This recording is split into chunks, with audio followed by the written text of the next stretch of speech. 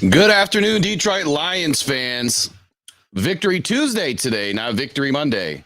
And we have some hot off the press information about the Lions acquiring a new wide receiver.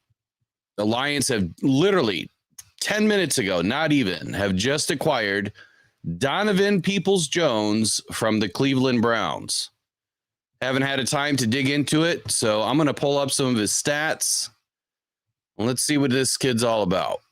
We do know this. Donovan Peoples-Jones, per Brad Holmes, is a good fit. He's from Detroit, so he's a Detroit native, which is all great, which means he understands the city, he understands the people, he understands the team, and what we're all about.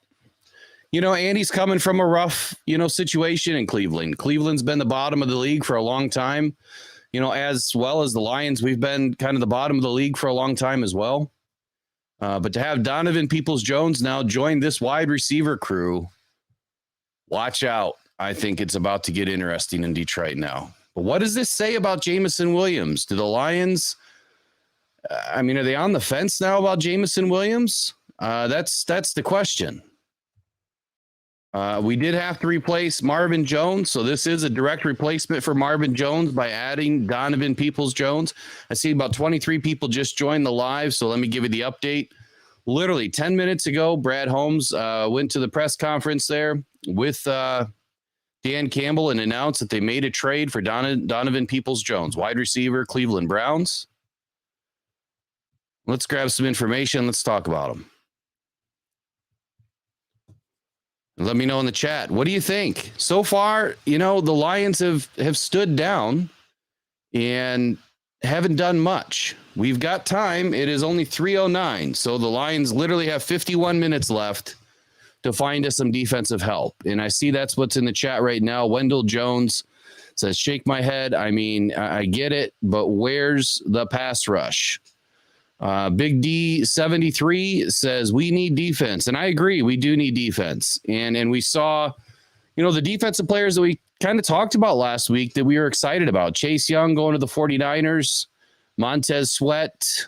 I'm not real sure where he went now. Montez Sweat went somewhere else. That's all that matters. Just about everybody that we had our eyes on has good opportunities for the Lions to do something with or with another team. So Donovan Peoples-Jones looks like he was drafted in 2020. So he's in his fourth season. And by the way, this live show really wasn't going to replace what I planned on doing at 3. I just didn't plan on doing this at 3. So just bear with me while I grab some stuff here. It's hot and fresh like this. It's a little hard to do a bunch of prep to get you guys a bunch of information, but I'm going to do my best.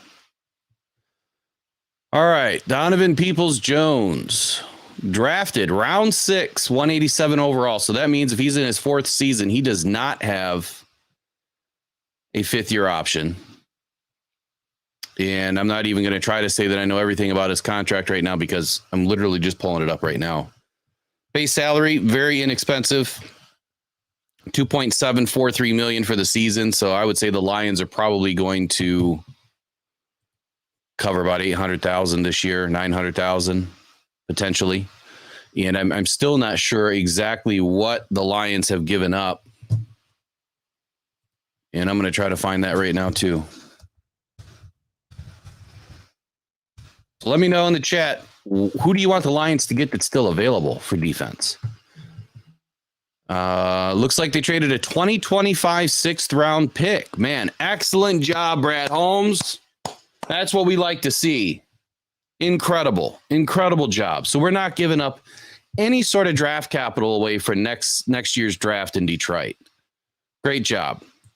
Here's an article from Detroit. It says that the Detroit Lions announced today that they have agreed to trade terms with Cleveland Browns to acquire wide receiver Donovan Peoples-Jones in exchange for a 2025 sixth round draft selection. Additional trade terms were not disclosed. In his fourth NFL season, Peoples-Jones has recorded 117 receptions, 1,837 yards, and 8 touchdowns. He averaged 15.7 yards a catch. He's also a punt returner. He's been returning quite a few, actually. 61 punts, 479 yards, 7.9 punt return average, along with 1 touchdown. 18 kickoff returns for 379 yards. So I like it. I mean, I like the versatility. That's what Brad Holmes is all about, is versatility. And adding another guy that can step in. We've got Khalif Raymond that's doing the job. Dorsey went down last night, so this is a good opportunity for the Lions to fill in for the loss of Dorsey's ability returning punts or kickoffs. And as I stated, Peoples-Jones entered the NFL as a 6th-round draft pick, number 187 overall in the 2020 NFL draft out of Michigan. So local kid, Detroit native, Michigan product, which would make a lot of you happy. And hey, he's another good sized receiver that the Lions can potentially depend on in the red zone. Yesterday, to switch gears for just a moment, when we were watching the game, Peoples-Jones 6'2", 204, so big body, nice size. I'm going to have to go back and look at a lot of our touchdowns, but there's something that just kind of made sense to me a little bit about what the Lions are doing. But at the same time, it kind of makes me a little bit nervous.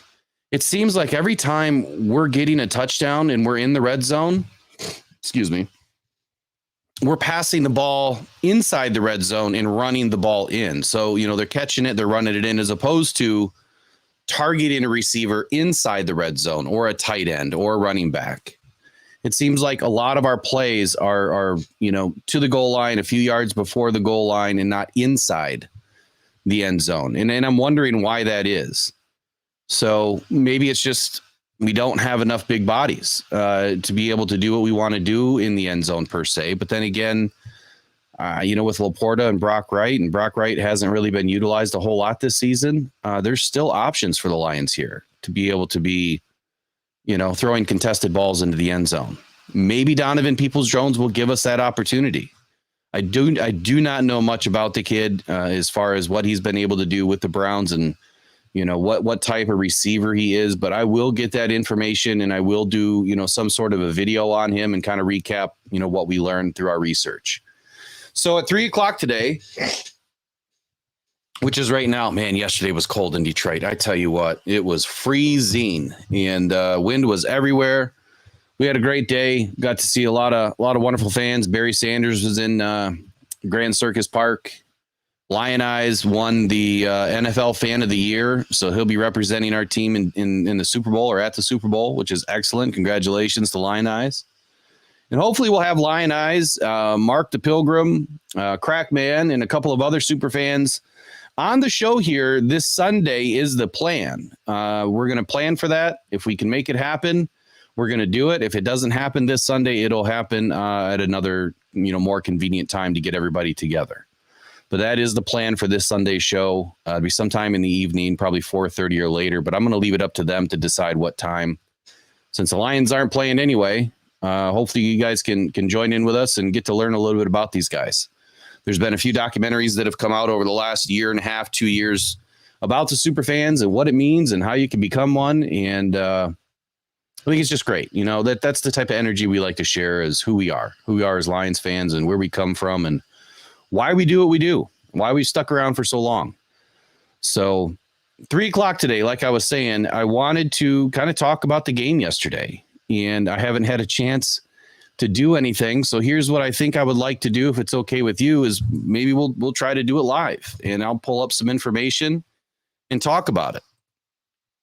So firstly, I think I would like to state that Jahmyr Gibbs, for all of you people out there, and you know who you are, that said that the Lions should have never drafted a running back that early, are you still taking bits and pieces of shoe material or socks or something out of your mouth? I'm just kidding. Look, he had a wonderful day. It was about time that we got to see Jahmyr Gibbs do something. He has had a slow start to the season. He had a decent game against Baltimore. It was just overshadowed by the fact that the Lions were getting their butts kicked. But otherwise, that's the type of production we were looking for from, Gibbs, was what he did against Baltimore. Yesterday, look, they fed him the rock. I mean, I kind of lost count, like the first 6 or 7 plays. And we kind of got the feeling right away that was going to be the play call for the day. Let me jump into the chat. I apologize. I'm not trying to ignore it. I didn't really get everything set up. I just wanted to talk about Donovan Peoples-Jones. All right, let me jump in here. Let's see. Hammer said, Brad said he is done. Do you believe him? I don't. I don't believe it. I can't imagine that he would be done. I hope he's not done because we still have holes. And there's plenty of ways to acquire players when you only have $7 million left in cap. Barry Williams says replacing Marvin Jones. I like it. Absolutely. I think we all do. We don't know enough about him. You may know more than I do. I just don't follow the Browns as closely as I will be from now on, but no Chase for us. He's to the Niners. Yeah, exactly. That kind of sucks. Lions Syndicate really wanted Chase Young, and I think we all wanted, defensive end, defensive tackle, and it just didn't happen. Yep, Sweat was to Chicago. That's right. How could I forget that? Yeah, that kind of burned me up this morning. But I was too busy focusing on getting breakfast and getting on the way home. Christian Rowe says, Brad said he's basically done. Man, send a second for Jalen Johnson or something. So Jalen Johnson out of Chicago, I believe. Brad likes to build the team through the draft. And maybe in his eyes, he feels like we have enough to do what they set out to do this season, which was win the division, hopefully get a home playoff game, win a playoff game. If that's all he's expecting to do, I would question why. I get it from the beginning of the season and the offseason that his idea was that was their goal, right? But of course, when you set out as any organization, any type of sports team, your goal is to win it all. Internally, you have boxes to check and goals to check of, all right, we're building, we're checking this box, that box, this box. We need to get to these places before we know that we've got what we need to go all the way. So there's that internal struggle. You want it all, but you know that you're probably not ready to get there. And I would say that the Lions, based on what's going on in the NFL and looking at some of these teams that were supposed to be really great this season that are not. I mean, even the Chiefs, they are a good football team this season. They are not a great football team this season. The Eagles have struggled at times. They are a great football team this season. They are probably the number one contender, in my opinion. So when you look at just those two dynamics, you knew that those two teams were going to be in it. But surrounding them, who else other than the Lions, who the Lions are kind of a great football team one week and a good football team the next week, and then a completely polar opposite team the week after that, it seems like we've seen all three from this team. So the consistency factor is not there yet. Maybe that's why Brad Holmes is standing down a little bit. But hey, we saw Broderick Martin get in yesterday. And I did see a few good things. I haven't reviewed his tape yet. I literally just got home a couple hours ago. So I haven't reviewed anything yet. But I can tell you this. From watching from where I sit in section 105, Broderick was getting some good push. He also got manhandled a little bit. And what I noticed was exactly what was talked about him prior to the draft. Pad level is a problem for him. When the offensive line was able to get underneath him and get underneath his shoulder level, he was movable and in a big way. I seen Hutchinson got thrown a couple of times. I don't know if Hutchinson was battling any injuries yesterday. It seemed like he was, kind of after the first quarter. But our defensive line kind of got beat up for a minute and then they settled in. But I really liked what I saw out of Broderick for his first game. Not really the best opponent, so he should have had, a good game.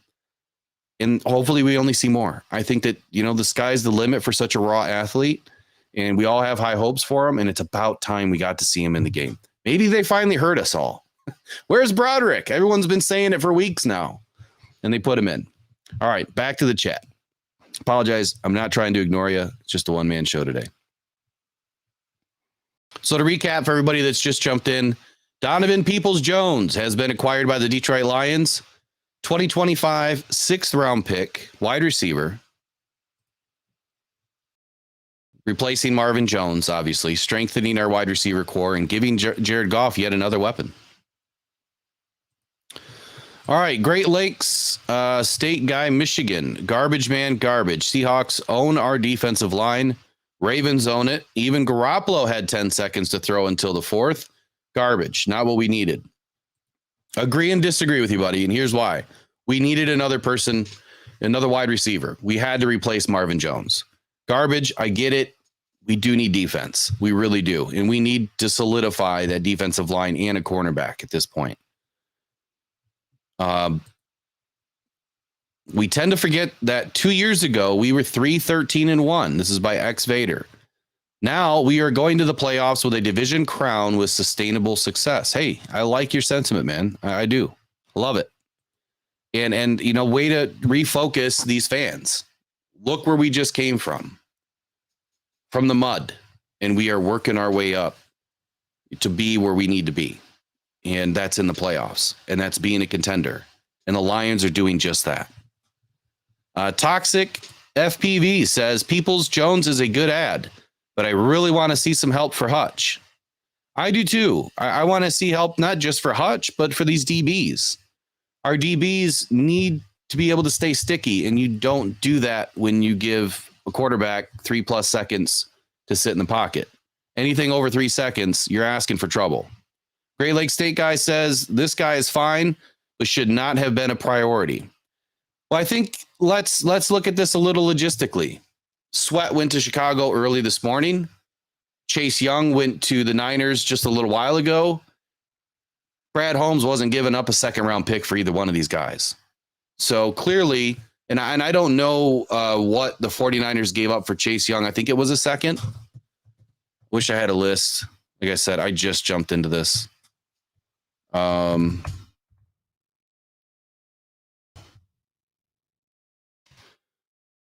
I'm not going to find it fast enough. But I think that both of those guys went for second-round picks. Brad Holmes wasn't going to do that. He wants his draft capital. He knows what he's going after next year already. It's just what that name is going to be just yet. He may not know, because that seemed to change quite a bit last season. I was one of the ones that saw Devin Witherspoon ranked as the 10th DB in December. And I said that he was going to be the number one overall corner in December after watching his tape. How I figured that out? It was simple. Man, you got to watch that guy in the field. I don't know how all of those sites had it wrong. I think I do to a degree, and that's because those sites were looking at the big name schools, and all of the guys from the big name schools were getting named first. You forget about the little guy, and they're going to hurt you, because there's some phenomenal players at some of these smaller schools. And just because they're in a smaller format does not mean that they can't come into the league and shine, because we're seeing it more and more and more. James Houston, look what he's done, right? There's been plenty of them. All right, so Toxic FPV says less than an hour. Brad was grinning pretty wide when asked if there were any more trades. Yeah, and he also said that he was done, right? So we'll see what happens. Demigod 313 says, shake my head. My thing is Lions need help on that D-line, and Brad Holmes refuses to help Hutchinson. Last thing we need is a player becoming frustrated and wanting to leave during his prime years. I don't think that's going to happen with Hutchinson. I think he's in it, man. He loves Detroit. He loves this team. This is where he wanted to be. And I think that the type of guys that they're bringing into this team, I think they get it too. And I had this conversation with my father yesterday, and I said, I'm really hoping that when it comes time to contracts, that you've got this really good core group, right? We've seen it this past season when all these players wanted to come back. Kaminsky and Buggs and Anzalone and a few others, they were willing to give up a little bit to stay in Detroit. And I'm hoping, look, I'm not saying don't pay Hutch when it's time and let him walk, because that won't happen. I think that they don't have to have all the money up front right now. Like, we know what we have. We're building a great nucleus. Instead of paying me all of that money up front right now, let's stretch it out over a couple of more void years. Let's make it a little bit less impactful to the team cap. so that we can go out and get players that we need in the trade deadline and free agency. That's what I'm hoping they're building, is that type of a culture that we want to build a championship team, not a championship because this team will not win with individuals. No team really wins with individuals. They have to be all bought in. And I think Dan Campbell and Brad Holmes have been saying that since day one. Those are the guys that they want. They're all about the team and the organization first and themselves second. That's also why I talk about production versus stats. Produce as a team, stats will come to whoever they go to. If all you care about is the glory and the stats, it's not going to happen. Let it happen. Let it happen naturally. So when I say that, I'm not surprised that Hutchinson doesn't have a bunch of stats right now, just remember that maybe he's trying to help produce. Same thing for the other guys. Maybe they're just trying to help produce and they're allowing other guys to feed. Everybody will get an opportunity to eat at the trough when it comes.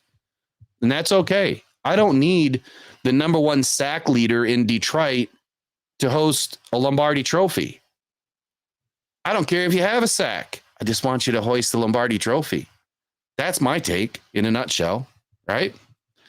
We need a depth at wide receiver. Thank you, Mr. Hawkward. Appreciate it. We do. This is the answer, he says, with a follow-up.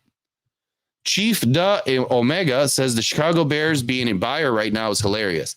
It is, and it isn't. I 100% agree with you, though. Here's why it's not funny to me. They're being smart. They're trying to find guys. They got a bunch of cap and a bunch of draft capital. So why not be a buyer when you can afford it? You should be buying all the time. And that's why I agree with what the Bears are doing right now. Do I like it? No. Do I want us to have to go up against him? No. But we'll get better. We'll get some O-line help here in this next draft, most likely, and during free agency. And we're going to find a way to beat them like we have been. I'm not worried about the Bears right now. I think they're a mess. But let them be buyers. That's okay. They're willing to give up draft capital and spend that kind of money. Pretty soon they're going to run out, and we're going to be holding a bag. And that's all that matters. We just have to be bigger and better at the end of the day. I'm way behind, so I'm going to skip over a few, and I apologize that I'm going to do this because I'm just way behind right now. So the most recent one here, Testy, you cold? Man, you guys got some really interesting names. I'm so mad we didn't go after DE. We are not making the NFC Championship, maybe a playoff win, which sucks. I want more defense. Defense wins championships. I agree that defense wins championships, 100%. But what I would say is any team can win on any given Sunday. And if we have a top 10 defense and a top 10 offense, we can compete with any team in this league. We don't have to be top 5 in both categories. We really don't. If you guys sent it in a chat just a little bit ago, over the last 15 minutes, and you want to resubmit it, let's do that right now. Resubmit your chat, and that way I can stay ahead and stay on track, and I'll go back as I can. All right. Big Perm 1970 says James Houston is eligible to return week 10. He is. My concern with this returning from IR stuff is what we've already seen with Mosley. That is the biggest reason why I thought that Brad Holmes was going to go out and find somebody. We do not know how well James Houston is going to be when he does come back. We do not know what condition CJ Gardner-Johnson's going to be in if he comes back. So why not go and grab somebody? Because right now with our IR situation, we can only bring 5 more guys back. And one of them could potentially be Hendon Hooker, if they're going to stick by to what their plan was, which was to activate him so that they don't squeeze out that extra season.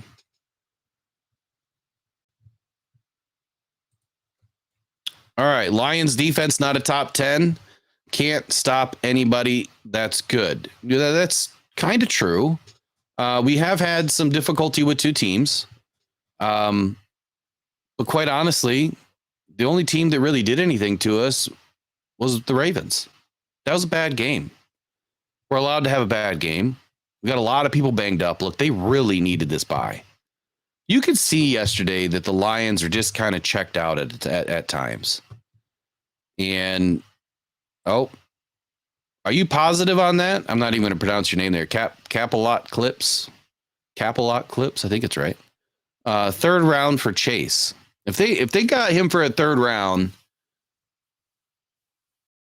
then that's really going to make me question why the Lions didn't do it. Maybe they just don't see him as a culture fit or somebody they want to spend money on, because he's at half a season rental. That's great, but I assume that Chase Young is going to want an immediate contract. All right, 77 Smash Mouth says, sorry, but Detroit really needs a pass rusher to help Hutch. 100%. And it's not just to help Hutch. It's also to help the DBs too. So do me a favor. Tell me what you thought about Anzalone yesterday. That guy played with his hair on fire. I mean, all over the field. And he's been playing that way all season. During, the beginning part of the game there, when the players run onto the field and they do the defense announcements, Anzalone had the second biggest crowd reaction. Hutchinson obviously was number one. That says a lot about Anzalone, because a lot of people, at least in a lot of the groups and pages and stuff that I run or visit, they trashed Anzalone. Nobody wanted him back. At least a large majority didn't. And I thought that would be a mistake, because he played well. He played amazing, and McNeil definitely showed up. And see, that's the ticket, right? When is McNeil going to be consistent? When he's consistent game in and game out, he can be a game wrecker. But you got to remember who we went up against yesterday. Oakland has a terrible offensive line and quarterback. So, just look at the passes Garoppolo threw. And, he doesn't deserve to be back there. And he got the snot kicked out of him yesterday. It was pretty bad showing. Trisha Miller says, as Lions fans, we have to be riders. We have what we need to get the job done. I agree partially with that, the first half. I don't think we have everything we need just yet. Randy P. Oakland. Did I say something wrong? I'm not catching that one. All right, Toxic FBB says 2025-6 for Peoples Jones was a great move, in my opinion. It was. Excellent job. So we're retaining all of our draft capital for 24. Trisha Miller says, no buts, we got this. All right, I love it. I love the energy. Josh says, we still have a third pick from Hawk. Yes, we do. We got 2/3 next season. I think our draft is lining up like this. We got a first, a second, 2/3, no fourth, a fifth, sixth, and seventh. Correct me if I'm wrong, but I think that's where we're sitting at right now. And if it were me, and I had this conversation with my dad yesterday too, is, if it were me, the last two drafts, and I'm not saying I don't like who we have or who we drafted, but man, we had an opportunity to move up and get 3 first-round picks in the last two drafts. With the draft capital that we had and where we are sitting, we could have done it. And if it were me, I would have loved to sneak up in and get some bona fide starters immediately and fifth-year options on all of them. And we didn't. But you know what? I'm not gonna say anything negative about Brad Holmes. He is the chess master for a reason. This guy is making moves that nobody expected, nobody saw coming. Camp Life says Burns, Crosby, Hunter, Surtain, or Jalen Johnson. So according to what we know and have read over the last 48 hours, Burns isn't getting shopped. Crosby's not getting shopped. Surtain's not getting shopped. Jalen Johnson is a potential. And then Hunter, I'm not sure which Hunter you're speaking of.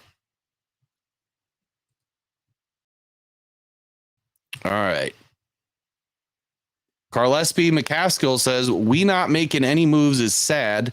We are good against bad teams. We are not good against the great teams in the NFL.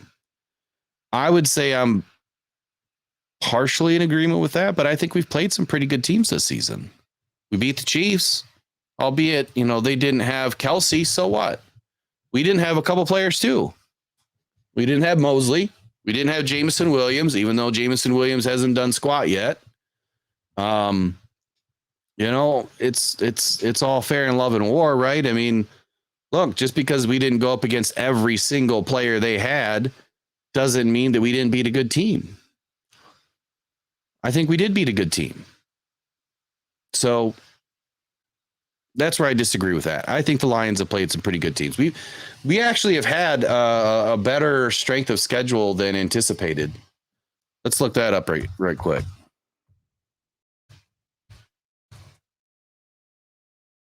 I do know that the strength of schedule for the last half of the season does get better, meaning the Lions will have an easier opportunity at this. So right now, the Lions have had, they're trying to say the 25th easiest, which means a fairly easy schedule. But this could be remaining. I'm sorry. Here we go. NFL strength of schedule played. Lions are kind of in the middle, right between 21 and 23, somewhere in that area. So, I mean, not the easiest, not the hardest. But when you look at a few of the teams that we've played, I mean, the Falcons were supposed to be great. They weren't. Seattle is a good team. We were right in it till the end. Obviously, we went to overtime. Panthers were terrible. Buccaneers, they're a top team. Packers are terrible. So if you were to start from week 1, you beat the Chiefs. That's a top 3 team in the NFL right now. You hung in with the Seahawks, top 10 team in the NFL right now. Smoked the Falcons, even though that score doesn't look like we did, but they're, in the bottom, probably the bottom, 10 of the league. Packers, bottom 10 of the league. Panthers, bottom 10 of the league. Buccaneers, top 12, maybe. And I'm not giving exact stats because I'd have to look them all up. This is my personal opinion on where I believe these teams should be. Ravens, probably a top 6 team in the league right now. And we got manhandled for many reasons. No excuses. Injuries are killing us. But that was a terrible game plan too. The wheels fell off. Let's just call it for what it is. Raiders, terrible team. So 3 out of the teams that we've faced so far, top 12 teams in the NFL. And when you look at what we got next, Chargers, tough game. Could be one that we lose. Vikings, we no longer have to worry about. And the Cowboys. Cowboys and the Chargers are the 2 games that the Lions have to worry about. The rest of them should be victories, in my opinion. All right. Shan Doobie says our division is just bad right now, mainly. I agree. We're having, some luck in that division, right? I mean, and I don't mean the division as a whole, like the NFC, but we're having some luck with the way that things are shaping up around the league. And the Lions have a great opportunity to take this deep. They really do. And that's why I think everyone's a little confused right now as to why we only brought in a receiver so far. But let's just hope before 3:59 p.m. that something else happens. User 123 says most of the teams had losing records. Just wait. When we go to the playoffs, we're going to get killed. Great season. Yeah, I don't believe that. I don't think that we're going to get killed in the playoffs. I really don't. Especially if the Lions only end up with a few losses, we could end up with a first-round bye. And it will be a tough game. But I don't think that we're going to get killed. Absolutely not. I think that this team's going to be ready. And I think that, after this bye week, we're going to get healthy. And I think that Brad and AG and Dan Campbell have a bigger plan now for the rest of the season when they're looking at the opponents that we have coming up. Look at what they did in Oakland, right? They sat a couple of players by purpose because they didn't need them. And so some of these games, we might see some players that are healthy scratches just to maintain their health. Ragnow could have played, didn't need him. Glasgow played a hell of a game at center. Kobe Sorsdahl, 86 snaps yesterday. Hell of a game for that kid. I was pleasantly surprised at what he did. Excellent job by Brad Holmes finding him. Ioti had a decent game. As we're in the pre-show, I was concerned about all of these guys. And I said, I still am, because they're not the best players in the league. They're not the best backups. Colby's way young. Yoti's unproven. He's been, he's had some issues ever since he's been with us. And that concerns me when you go up against some of these better teams. If we had to face the Chiefs with that offensive line that we had in yesterday, we wouldn't have won that game. Buccaneers, if we had to face the Buccaneers with the line that we had in yesterday, we wouldn't have won that game. Anything can change, though. Anything can happen. All right. The same old Ellers think we will get killed. We have a great team. We have big named players, but they are too young to have a big name yet.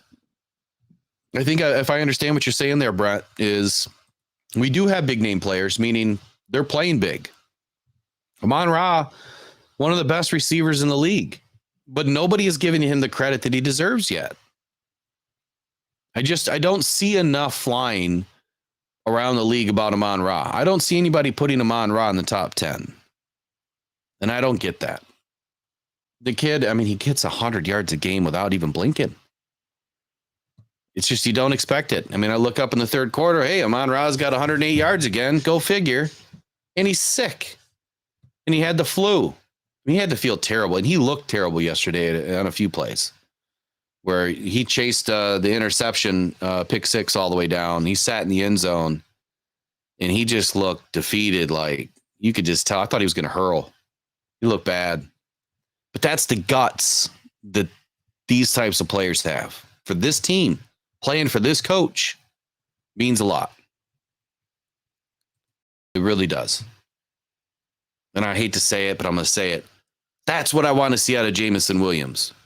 I want to see that kind of dedication, that kind of toughness, that mental aptitude that you're going to give it all and you're going to do everything you've got to do to get there.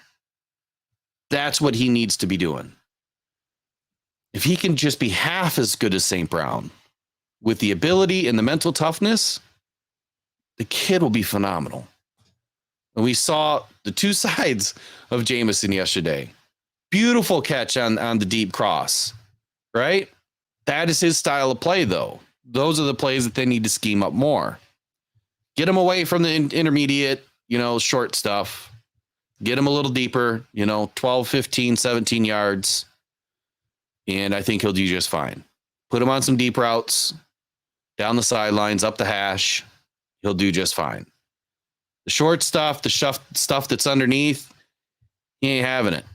He's just not there yet. He's not confident with it yet. I think he's hearing too much by the way of footsteps. All right, JJ, remember that one firecracker you set off and you were like, oh, that's it. His people's it. His home's done. Meanwhile, the Niners stole Chase Young. Yeah, it's been the talk of the day. And by the way, in the chat, I hope you guys are all communicating with each other and kind of piggybacking off of each other too, because that's what it's all about. You get to see somebody's chat in there and respond to what they're saying, and you keep the good conversation going. And I'm just going to grab a couple. It's impossible for me to read. I got 422 people in the live stream right now. Excellent job, guys. Incredible job. I love it. And what you're doing in the chat right now is incredible too. So I'm just going to keep picking off a few here or there. But then I'm going to transition to talking about the Raiders game a little bit. MC Wolfpack says we need better depth at the D line. We do. That's been the consensus all day today. So, all right, let's talk about some Raiders. I'll come back to the chat in a little bit, and I'll just kind of catch up, to where it is. But I'm sure you guys have already seen all this stuff. I didn't get a chance to do any, sort of a show last night because it was late. And funny thing is, at Hollywood Casino last night, the elevators didn't work. We were all stuck on the outside of the elevators. Couldn't get moving. Couldn't get back to our vehicles. So it was an interesting moment, but we made it out. We got back. So last night, and by the way, Ford Field was exceptional. The way that they dressed everybody up with the wristbands. They were glowing. I wondered, can you tell me in the chat, did you guys see that? Did you guys see the entire light show that was going on? It was like a concert. It was awesome. They gave us these wristbands that would blink and they were synced up to the music. It was incredible. It's a good time. All right. So I wish it was Monday Night Football there all the time, man. That was incredible.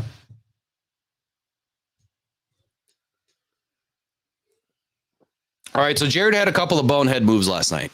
He did. He made a couple of bonehead plays. He also was getting a lot of pressure in his face.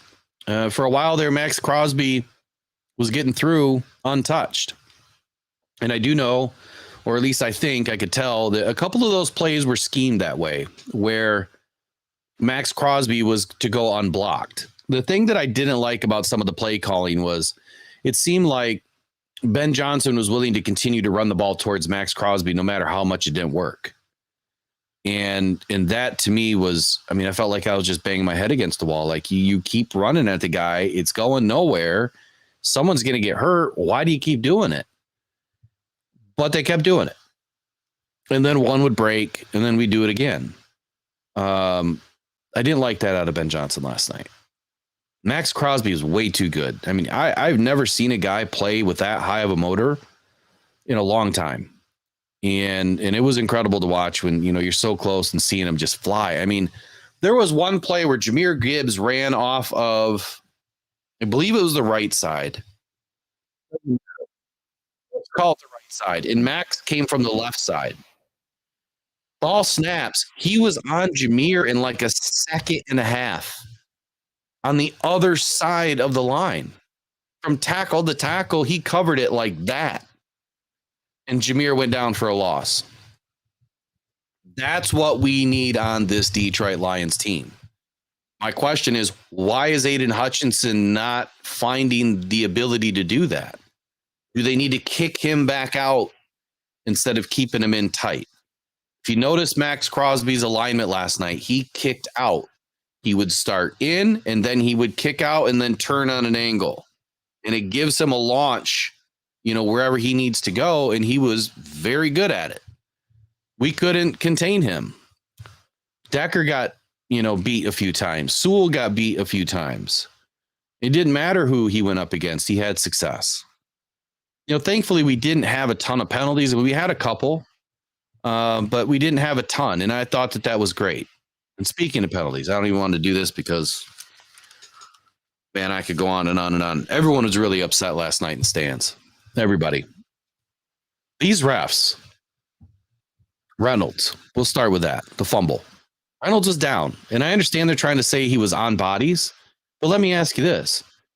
If a running back, you know, jumps over a line at the goal line and you land on all those bodies, they blow it dead. You can't go anywhere. You just going to let the play go and let the clock run out because, you know, the running back can't get off a pile? So what is the difference when you're on a bunch of bodies near the ground? But the point is his elbow did touch. His leg was down. So why was that a fumble when, you know, Crosby ripped it out of his hands seconds after he's on the ground? That was not a fumble. But because they called it a fumble, you know, on the field, replay was probably trying to say there wasn't enough evidence to overturn it and then gave us some cockamamie excuse. And we saw replay after replay and we're right there. That was not a fumble. Terrible call. There was a holding call that was really bad. And I believe that was on Penei Sewell. There was a lot of questionable calls last night, and you got that feeling that it was going to be one of those games. And I believe, what's that guy's name? The ref, Clyde Bateman or whatever his name is, something like that. He's always hated the Lions. It seems like every game he's ever done, you know, at Ford Field or whatever game he's done with the Lions, the calls always seem to go the other way.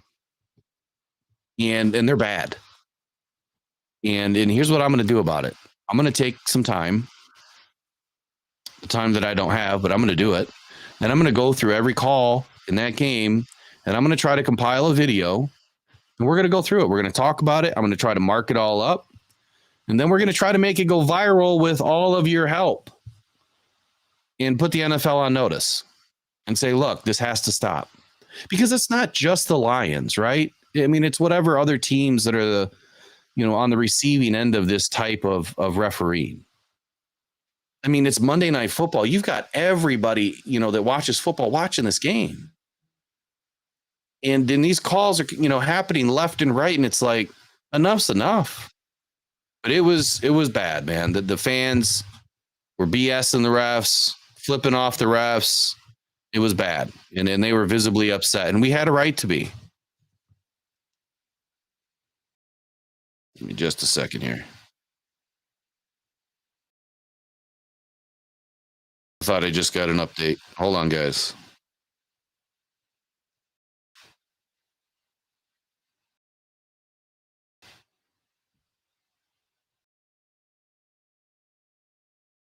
False alarm. All right, we have 6 minutes to go before this trade deadline is over. Is anything else going to happen? That's the biggest question.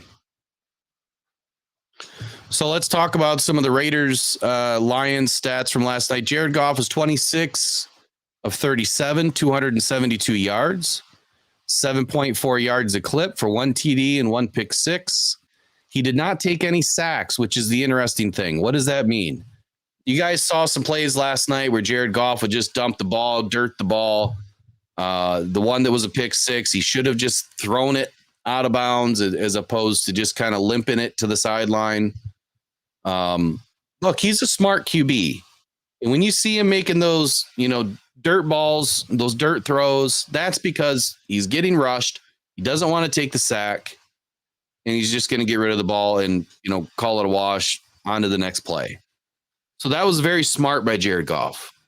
Right decision, but to a lot of fans, they just see Jared Goff dinking around making bad decisions, and that's not the case. Again, you guys can't see everything at home.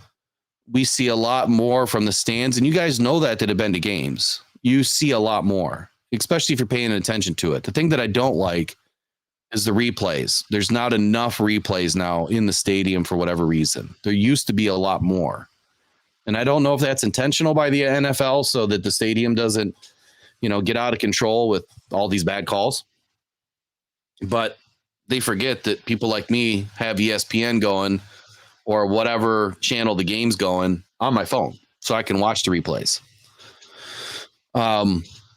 He had a rating of 89, so it's not his best game. But what the Lions did last night is they fed Jahmyr Gibbs right away. First 6-7 plays of the game. They just kept, feeding them. So before I move on to any more, tell me in the comments, what did you really think about Jared Goff's game last night? Under pressure, may not have been his best game, but you know what? He still commanded that offense. In my opinion, he did as well as he could with the offensive line that he had. And the game plan was to run the ball down their throat. I wanted to see some more play action pass get opened up. I didn't see enough. But overall, I give Jared Goff a B- for last night. That would be my grade. Close to a C+, but a B- I think is fair. He was dealt a pretty bad hand. If he had his normal offensive line in last night and he played that way, I would have given him a C+. I think that's the way to say it. So let me know in the comments, what do you think about Jared's game last night? And then I'm going to move on to the next section here. All right, Habitual Ice says, any mistake he makes, send the SL fans into a frenzy. And he played okay and has played great this season. I agree. Yeah, there's some fans out there that are a little salty. There's some fans out there that don't like Jared Goff as the quarterback. I think everybody likes Jared Goff as the human being. But in this case, I hear you. There's some fans out there that they just don't like him. Why would they do that to the Wolfpack? Not following you there, Zax.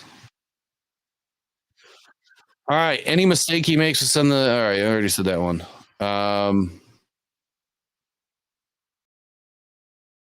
Rashard Pearson says Goff played great. Now, Jimmy G was terrible. Yeah, that was bad.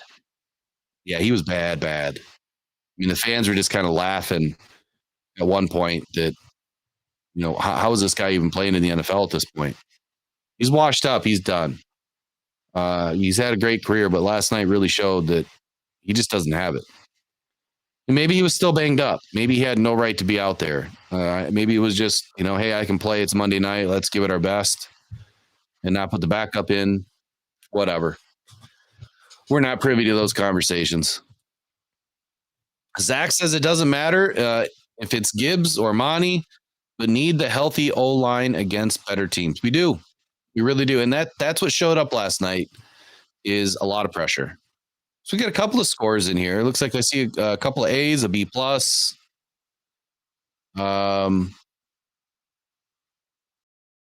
Edric Shelby says, I thought Jared played decently. He commanded the game and constantly put the team in scoring position. Pick six sucked, but he was clearly trying to throw it away. He was, and he just didn't throw it away. He limped it out there. And no, he doesn't have a wet noodle for an arm. He just bonehead play. I think he was more nervous about who was coming behind him. He was moving around quite a bit. He was dancing in the pocket quite a bit last night. He didn't try to scramble. I wouldn't have either with Max Crosby out there. Man, what he did to Jameson Williams. Oh, my God. The whole entire stadium was one big gasp. I thought he was dead. I didn't think Jameson was going to get up, but he did. Tough kid, I guess. Wow. And again, that's another bonehead call by Ben Johnson last night. And I said that too. I said, holy cow, why? If you're going to do that play, at least send a blocker. You can't put Jameson out there on an island against Max Crosby. Max Crosby in short space. His lateral agility and his quickness and short area burst is insane. He's not going to catch Jameson in a foot race, but he can catch him laterally when Jameson's behind the line of scrimmage. All it takes is the right angle. And there was no angle needed. He was in and on him in a hurry. Where was our blocker on that? Had to be a missed assignment somewhere. All right, let me move down here. All right, it's 3:59. Shaman says Brad Holmes needs to be slapped. They needed pass rush and DBs, and you get a receiver. To me, this is showing why Holmes never won a Super Bowl with the Rams. He doesn't do enough. I agree that we needed some other players. I don't agree that the Rams didn't win a Super Bowl with Brad Holmes because Brad Holmes put together that entire Super Bowl winning team. He put together all of those teams that went to the playoffs and the Super Bowl the last several years before Holmes left in 2020. That was his job.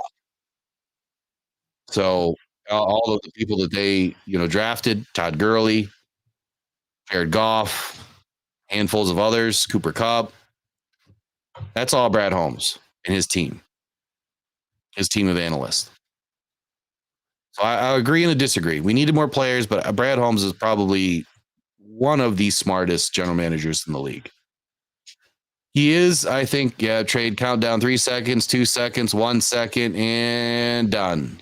Trade deadline is now done. It's over. I haven't heard about any other late developments. I'm going to scan right now and just see if I've missed anything. I hope I did.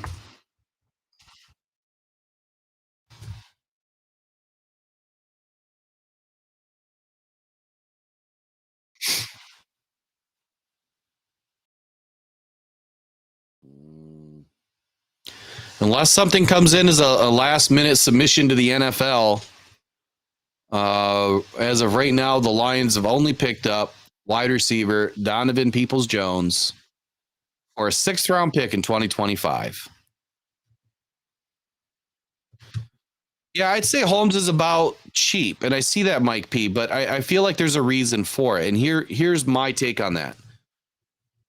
When Brad Holmes took over the Lions, he had zero money, hardly any draft capital, right? Really bad contracts, a lot of dead money. This is the first season that we had as little dead cap as we've had in decades. So he had to get rid of Matt Stafford to acquire draft capital. And it also helped alleviate some of the cap.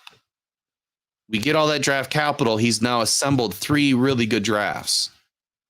Next season, the Lions will have $100,000 in dead or $200,000 in dead cap money or less to start the new league year as of today. That's an incredible job. So he had to be about the cheap to get us to where we are right now. And if you think about a rebuild, you know that it's going to take 3 to 4 seasons. And if you don't know that, you'd be silly. There's hardly any teams out there that have done what the Lions have done in such a short amount of time. They didn't just scrap a few players. And I did the stat, I think it was last season I did it.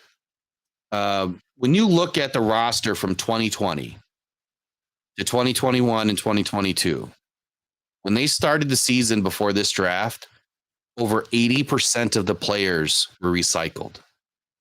I think it was closer to 86%. And when you get to this season, Taylor Decker and Dan Skipper are the longest tenured players on this team. They've scrapped almost the entire team from 4 seasons ago. All of it. So they didn't just, and it wasn't just that. It wasn't just the teammates. It wasn't just the players. I apologize. It was front office personnel. I mean, they even did stuff with the concessions and the food in Ford Field and rebuilding that in Allen Park and training equipment. They brought it down to the mud, forget the studs. They built it all the way back up. And that's why we are where we are today. So yes, he's very frugal with the money because he's trying to put us in a position to be able to go out and do the things that we need to do. Look, if my assessment is anywhere near correct on this, and it's just my opinion, we were a half a season too early this season for the success that we're having. I didn't expect this year. I thought it would be next season that we'd really start to fly. But when you look at the surrounding circumstances, our division is crap. The teams that were supposed to be good, we have 8 former playoff games on the schedule this year. Or I'm sorry, let me say that a different way. We're going up against, we have 8 games against former playoff teams from last season. The Vikings count as 2 games. So 7 teams, 8 games. You're looking at that like, wow, we've got a really tough schedule. Fortunately for us, it didn't pan out that way. We've only gone up against 2 really decent teams, or 2 really good teams, and 1 decent team. Like I said earlier, there's 3 teams on here: the Chiefs, the Ravens, the Bucks, that are all really good teams. And 2 of them are great. And that should have been a lot more. And we still have the Chargers coming up. We still have the Cowboys coming up. You know, the Saints, I don't think we need to worry about. But then again, it's any given Sunday. All right. Sauce K says, huh? You didn't expect it. Dude, lost all credibility. Why? Why would I lose credibility? Because we were still rebuilding?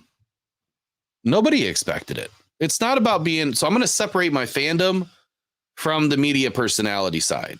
I'm going to give you the truth, honesty, transparency about the team news, the team players, and what's going on around the team and what my honest assessment is and opinion is about the circumstances. And then as a fan of 22 years with season tickets, you know, in the family, this is my fan side, right?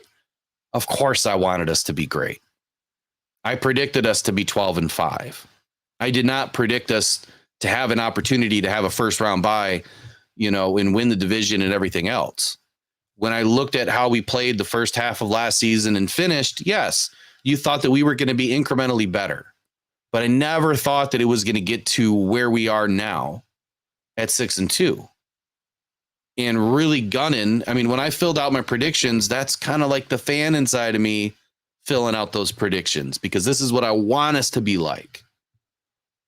Now, from a media perspective, I didn't do any predictions as a media perspective, because if I did, it probably would have been more like 9-8, and I would have been really off like everybody else.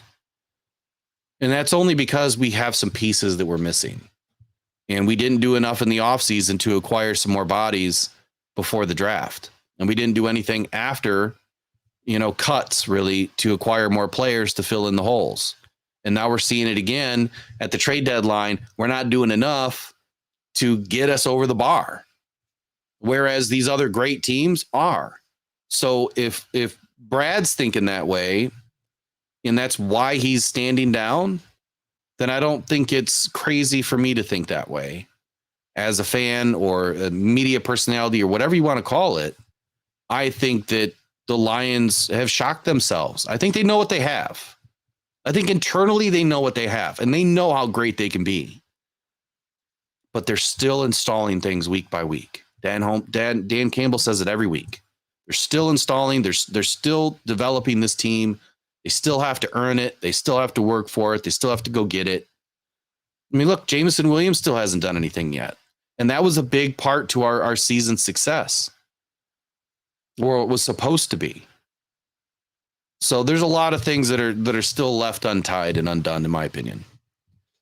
And there's another comment right here by Jack Russell fan. He says, LMFAO, we are building through the draft, managing the cap. We are not the Rams going all in because the window is closing. You don't sacrifice the next 4 years to maybe win this year. And I can agree with that too, to a degree. But the key thing that you said in there is we're building through the draft. And that's another reason why when I look at the season and I'm thinking, I think we're going to be really good. I didn't expect us to have this opportunity because we are building through the draft. And that's what Brad Holmes does. It doesn't mean that he's not going to go out and get players this next offseason. It does not mean that he's not going to go out and do anything in the trade deadline. But when you talk about him being cheap or whatever the words you want to use, I think he has a vision, and really good strategists and really good general managers know you build through the draft. You build your core. You play roster roulette every 3.5, 4 seasons, right? You're cycling positions in through the draft, so you keep that number low until you finally develop a core of players that you want to keep around. And then you're going to pay a few players a handsome ransom. And then you're going to go get more through the draft. And then you finally have this nucleus, of 22 guys that can go win some games, and a lot of games. And you're able to manage it all, and you're able to afford it all, and you're able to supplement through the draft at that point. You're able to pluck a guy or two from the trade deadline, which is what the Rams did, but they went all in with Jalen Ramsey and Von Miller. Big contracts, big money. I don't see Brad doing that. Not yet. Not saying he won't with 1 or 2 here or there, but not yet. All right, at least we're not drafting all wide receivers like the 2000s. Yes, here, cheers to that.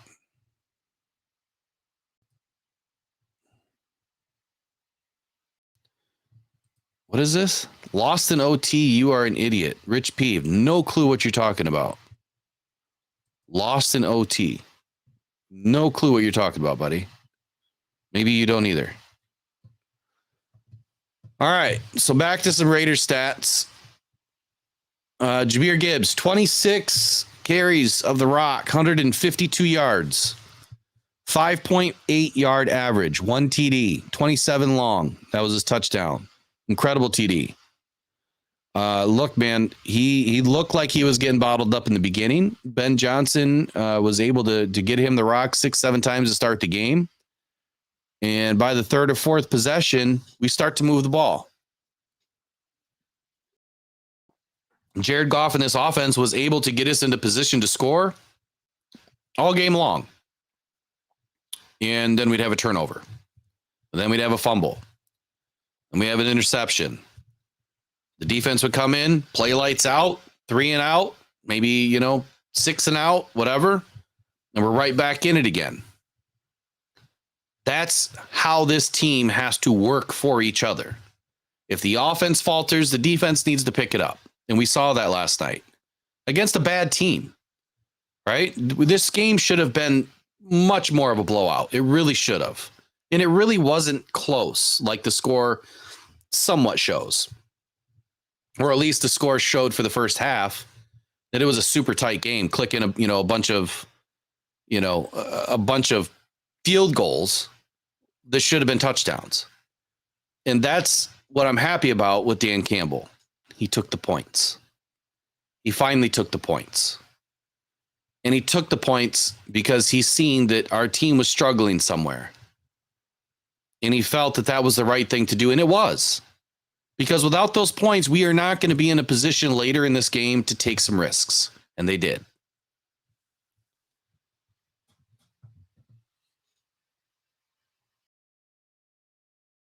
Sauce K says, where are all the Fire Glenn or Aaron Glenn fanboys. Yeah, fire Aaron Glenn fanboy. I don't know, man. They're gone.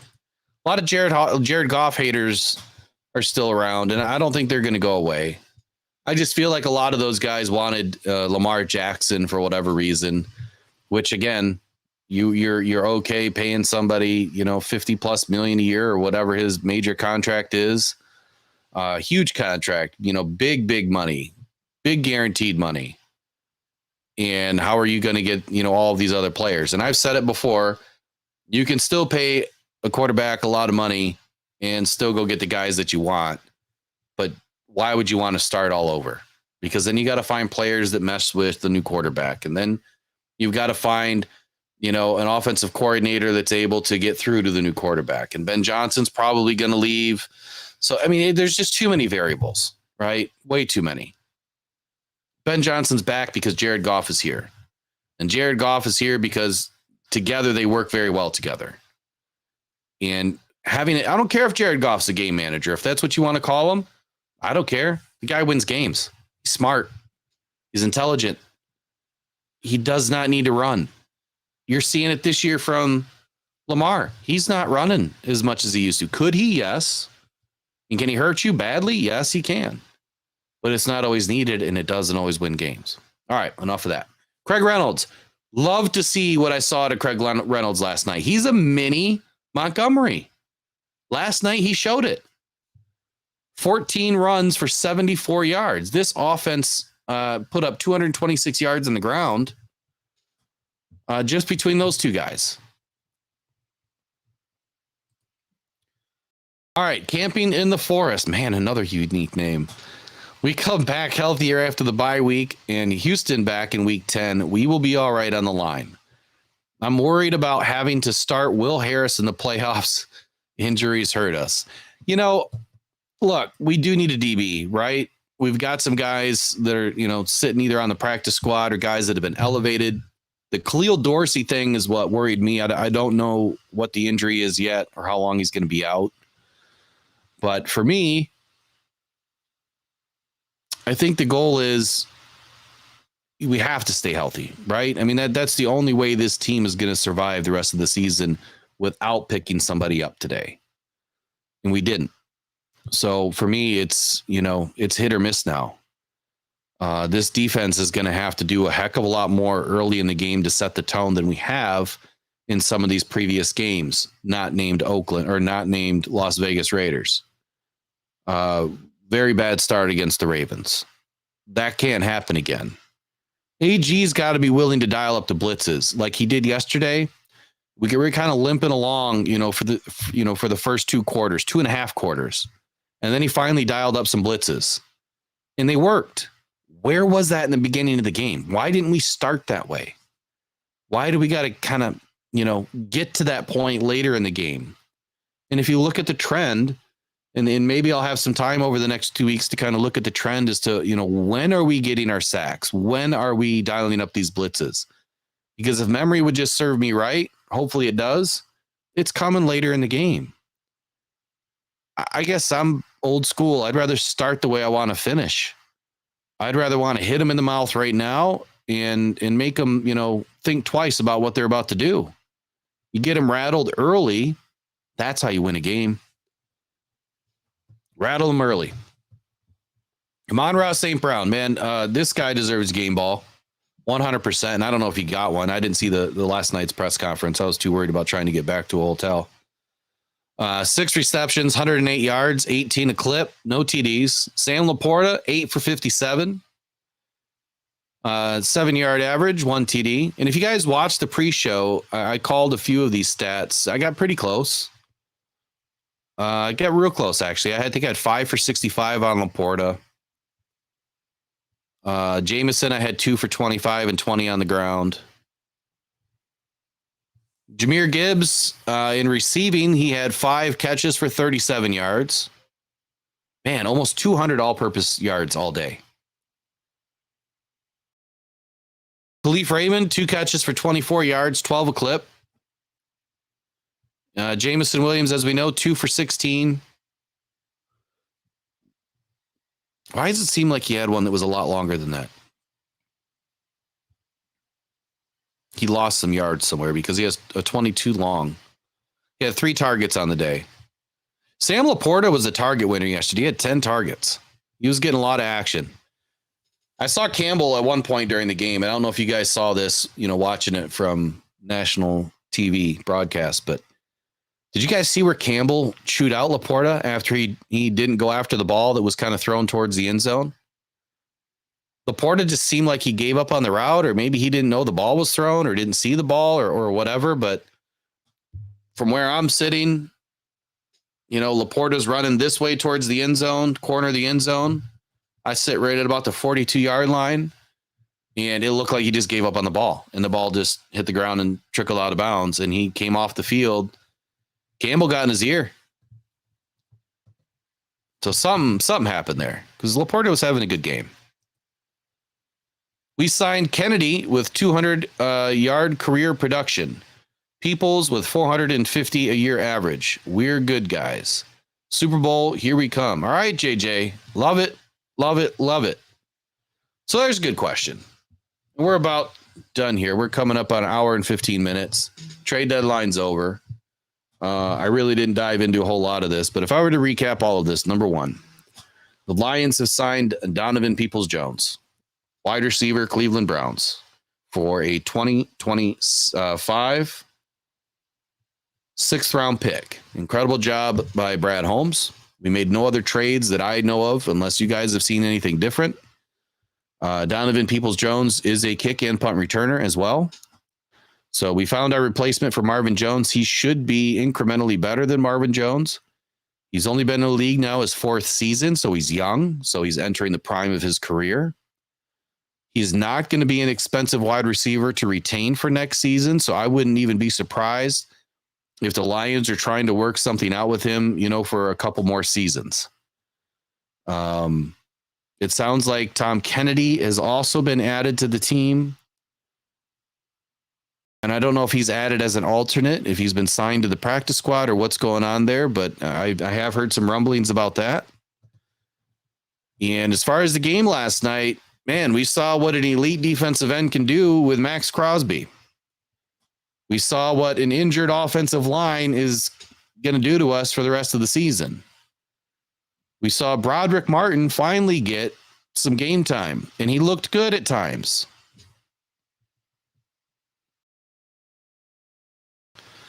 I'm going to put this up here because I have no idea what he's talking about. Hey, bro, stealing other people's content again? Laugh out loud. This guy blows as a YouTuber. Garland, all of my stuff is 100,000% original. No clue what you're talking about. So you can find your way out the chat and out the show, and you'll get blocked because that's complete bullshit and not acceptable on my show.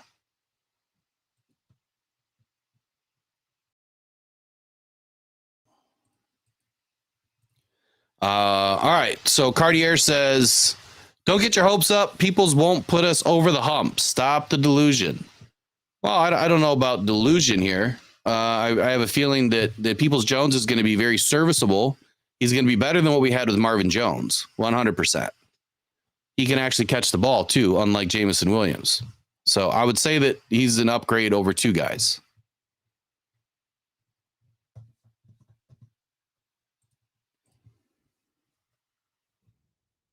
I'm going to double check Tom Kennedy.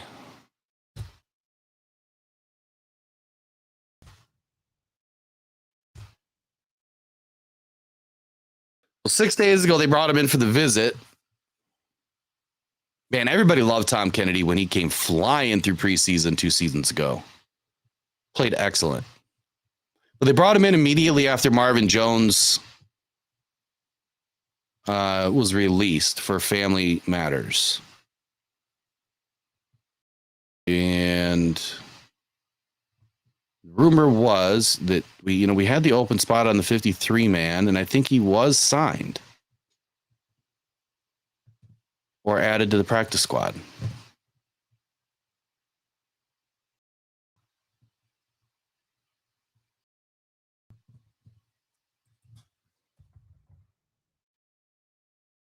All right, to continue recapping while I'm trying to find this again. Broderick Martin, like I was talking about, saw him get in some action last night. He played good.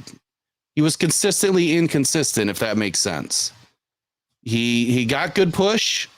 When he was able, to get opportunities, he took them. When he was getting, when the offensive linemen were getting underneath his pads, he was getting pushed around. And that was one of the major knocks on Broderick Martin as a player coming out of college, is that he was not able to sustain a block that gets underneath his pads.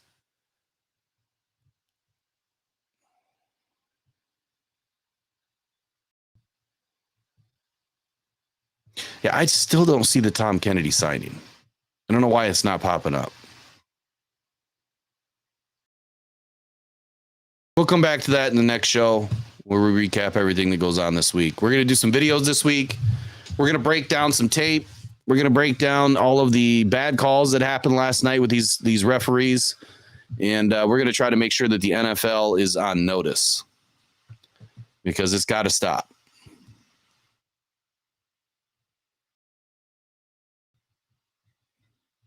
All right. For the last few minutes here, I want to see what questions you guys have. And here's a statement by Chris. He thought that Jamo played well last night. Chris, let us know what you thought he did well. I saw one easy drop to start, and I saw one decent catch, the deeper crossing route. He had a couple of blocks when he was in, but he really didn't get utilized a whole lot last night. He had 3 targets on the entire day. And he got crushed by Max Crosby on that dilly-dally play that they tried to run last night that went nowhere.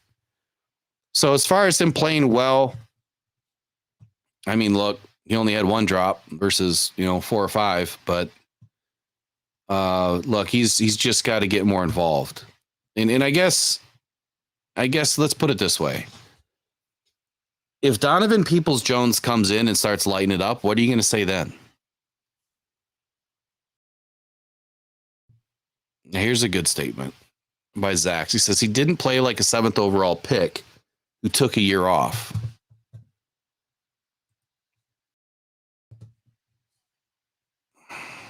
I thought he was a 12th overall pick. Jameson, right?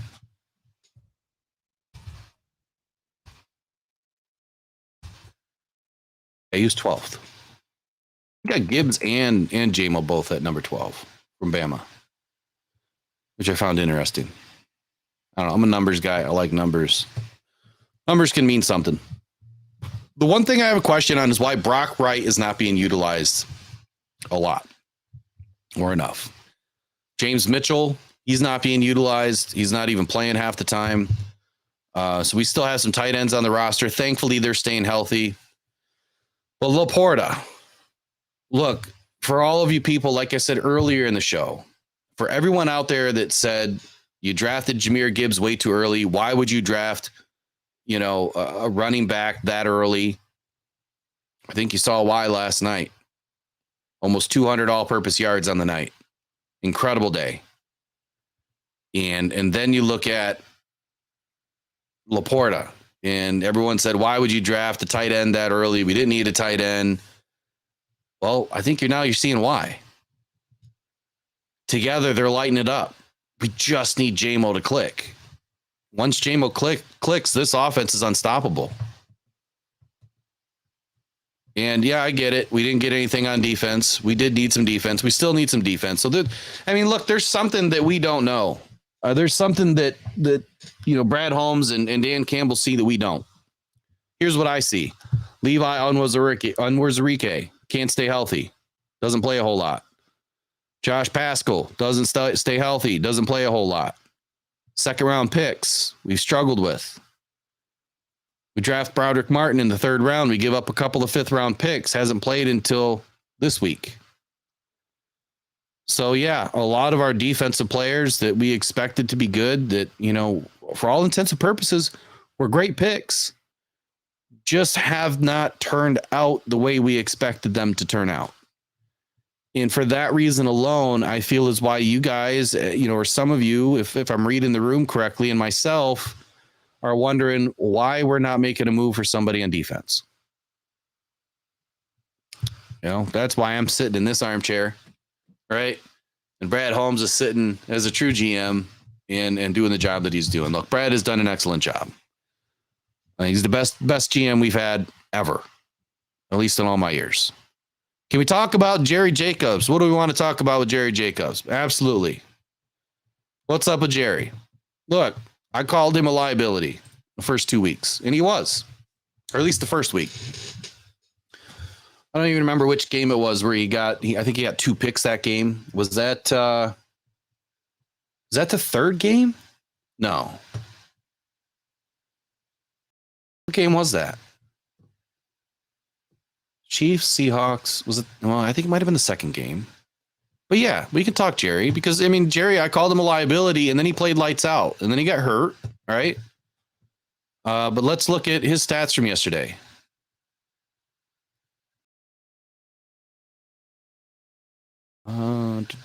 Jerry Jacobs, 2 total tackles, 2 solo, 1 QB hit.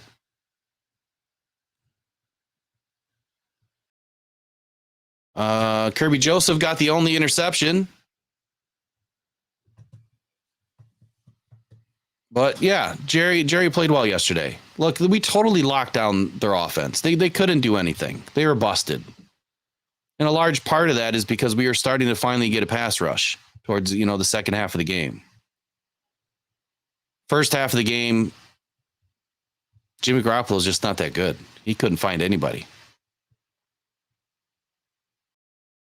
So the guy that, I was really happy to see on the field yesterday was Brian Branch. He played an excellent game.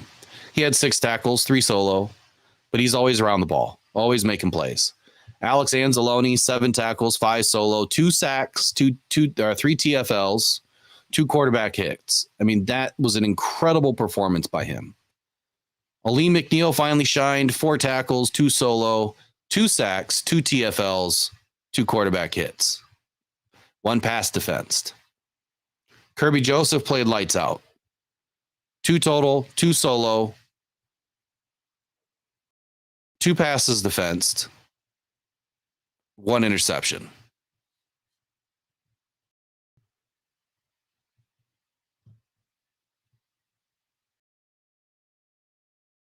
Zach says we needed help at quarterback and came through. Yep, we did.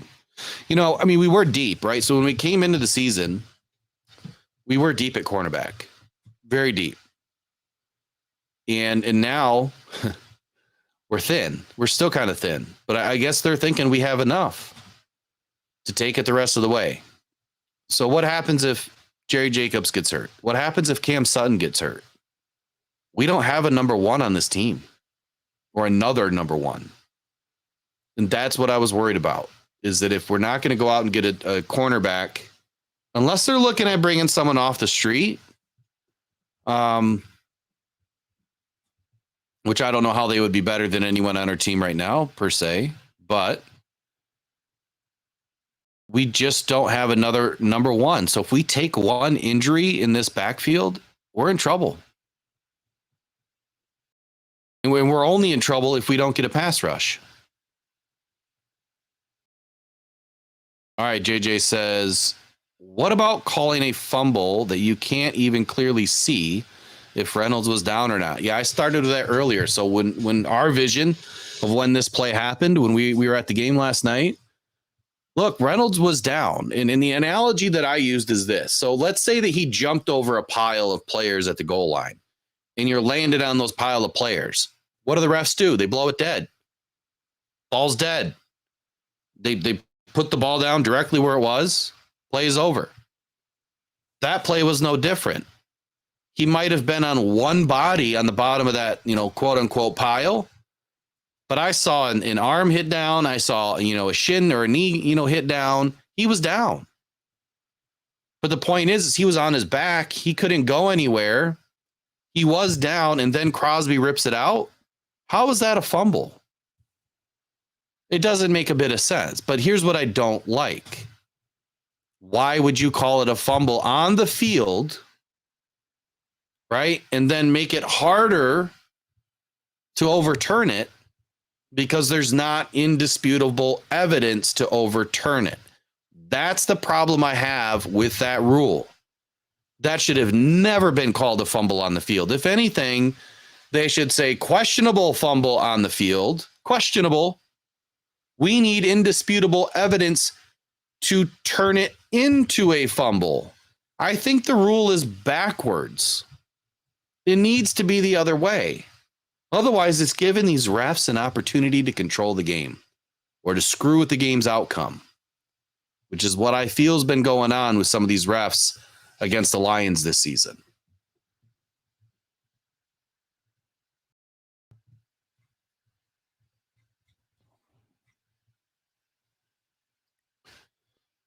All right.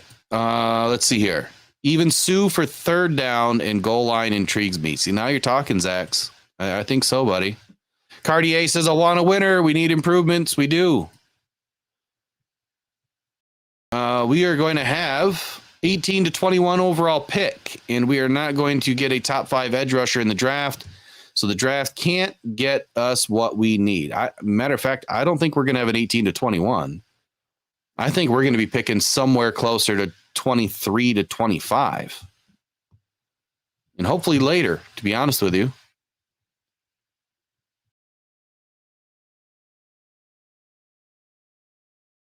This is a good point right here. Where did that just go?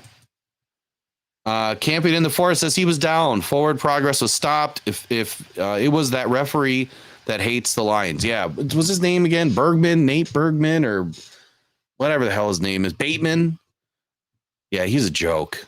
And that's why I'm going to do a video this week, and I'm going to lay out all these things. All right, so that's really all I had today. This show kind of got started off on the breaking news that the Lions did actually do something today. And you know what they did? They made all of us that do this type of show wrong again. If I had some, sound effects lined up, which I do, I just don't know which ones do what.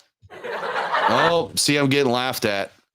That's what it is, man. You never know what's going on in Brad Holmes' mind, and I love it. I love him for it. He keeps us all guessing. I just think that everybody thinks that we need defense, and we do. There's a reason for it. We need a top 10 defense to contend in the postseason, and I think that's going to happen still. The Lions are on their way. All right, look, I love everybody jumping in the chat. I really appreciate y'all. I've got some more videos on that are going to be coming out over the next 24 to 48 hours. And we're going to find some things to talk about for the next 2 weeks. And then this Sunday, we should be doing the Superfan show, where we're going to have, Mark the Pilgrim will be on for sure. And we still got to firm up some times and make sure this Sunday will work. I think it will. I want to get Lion Eyes on. He won the Superfan for the Detroit Lions. He'll be representing us at the Super Bowl. And see if we can get Ron Crackman to jump in too. Wonderful guys. If you guys have never met them or, heard them speak, they're great guys. They got great stories. They've been doing this a long time. I've been doing it for 22 years as a season ticket holder, and 60 years in my family now, season tickets. So we love it. We're all about the Detroit Lions, and that's why we do this. But more importantly, for all of you people that are watching right now and have been watching, you are the reason why we're here, and you're the ones that are helping support and sponsor this channel. Take a look down. Oop, almost took my mic out. Take a look down. If you guys haven't subscribed yet, please do. Stay along for the ride. Our content's only going to get bigger, better, and more exciting as we go. We're going to be bringing in some special guests, some former players. We did Don Greco earlier in the season. But that's what we're all about, is we're going to find the content to bring it to you, and we're going to show you what the Detroit Lions are all about and what the fans are all about. The next show, we're going to have the phone lines open so you guys can call in and tell us what you think. And that would be great. Feel free to call in.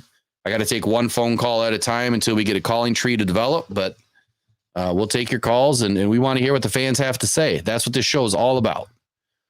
So as always, go One Pride, go Detroit Lions, and until next time, take care. We'll see you later. Bye-bye now.